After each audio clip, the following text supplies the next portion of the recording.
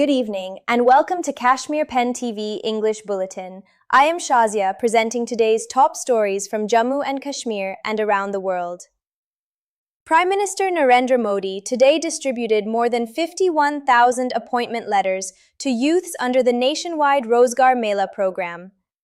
Addressing the virtual event, the Prime Minister said the newly recruited candidates will strengthen important sectors including railways, banking, defense, health, and education. He said the youth will play a key role in building a developed India. The Rozgar Mela was organized simultaneously at 47 locations across the country as part of the center's Employment Generation Initiative. Meanwhile, Jammu and Kashmir Lieutenant Governor Manoj Sinha today joined the Nasha Mukt Jammu Kashmir Padyatra in Shopian, where people from different walks of life pledged to eliminate narco-terrorism from the Union territory. Addressing the gathering, the Lieutenant Governor said the anti-drug campaign, which began 43 days ago in Jammu, has now transformed into a mass movement across Jammu and Kashmir. He said drugs are destroying the future of youth and financing terrorism in the region.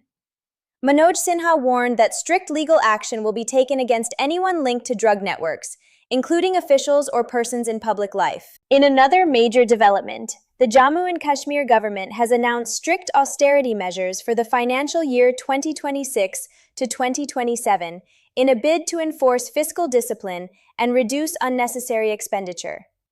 The new directives ban official dinners, restrict the purchase of new vehicles and foreign travel, and freeze the creation of new posts. Departments have been instructed to reduce spending on conferences, seminars, printing, and promotional activities, while increasing the use of digital platforms and video conferencing. Officials traveling within the country will now fly only economy class, and meetings in private hotels have also been prohibited. Administrative secretaries have been made personally responsible for implementing these cost-cutting measures. Turning to another political development, Jammu and Kashmir Minister Javed Ahmed Rana boycotted a Forest Department event in Srinagar in protest against the recent demolition of structures belonging to Gujar and Bakarwal families in the Sidra area of Jammu. The minister also ordered a probe into the demolition drive, while another committee has been formed to examine alleged violations of the Forest Rights Act. Following Rana's intervention, water and electricity supply to the affected families was reportedly restored.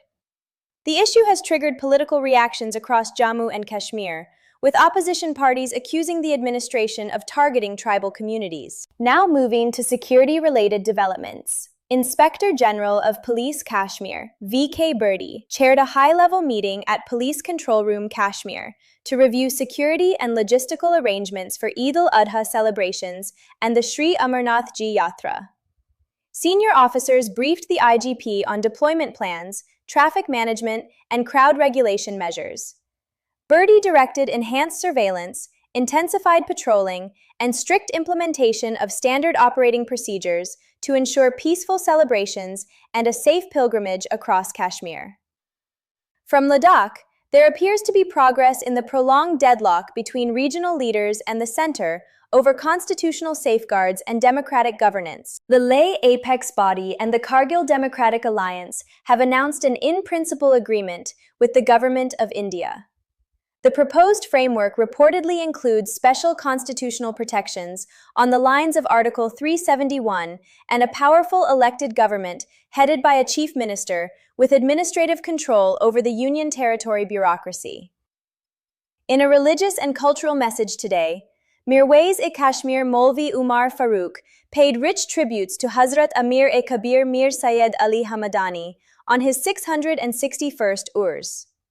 In a post on X, the Mirwais remembered Shah-e-Hamadan as the spiritual benefactor who illuminated Kashmir with the message of Islam. He said the saint also enriched Kashmir's cultural and economic life through arts, crafts, and traditions of dignified livelihood, adding that his spiritual and civilizational legacy continues to guide the people of Kashmir. In South Kashmir, Anantnag police today busted an illegal opium poppy cultivation in the Kokernag area during a joint operation with civil authorities. The illicit crop was destroyed on the spot, and an NDPS case has been registered. Police officials said the crackdown against narcotics cultivation and trafficking will continue across the district. Internationally, U.S. Secretary of State Marco Rubio met Prime Minister Narendra Modi in New Delhi during his first official visit to India, aimed at strengthening bilateral ties. Rubio is also set to hold talks with External Affairs Minister S. Jaishankar and attend the Quad Foreign Ministers meeting. Earlier, he visited Kolkata and paid homage at Mother Teresa's Missionaries of Charity headquarters. Meanwhile, reports suggest that U.S. President Donald Trump is considering fresh military strikes against Iran if ongoing negotiations fail to produce a peace agreement.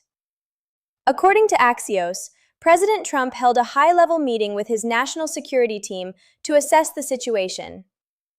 At the same time, Pakistan Army Chief Asim Munir visited Tehran along with a Qatari delegation in an effort to help broker a diplomatic settlement amid rising tensions in the region. Back home, consumers across the country received another blow as petrol and diesel prices were increased once again on Saturday. Petrol prices have gone up by 87 paise per liter, while diesel prices were raised by up to 91 paise per liter.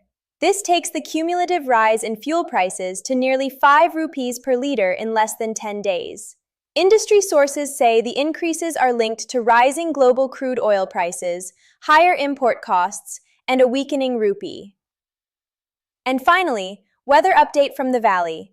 Fresh snowfall blanketed Razdan Pass and upper reaches of North Kashmir today, while rain and hailstorms affected several plains areas across the valley. Gusty winds damaged apple orchards, vegetable fields, and standing crops in parts of North Kashmir, with waterlogging disrupting traffic movement in some areas. The Meteorological Department has forecast unstable weather conditions over the next few days and advised people in vulnerable and mountainous areas to remain cautious during thunderstorms and hailstorm activity. And with that, it's a wrap on this edition of Kashmir Pen TV English Bulletin. I am Shazia. Thank you for watching. Stay safe and have a pleasant evening.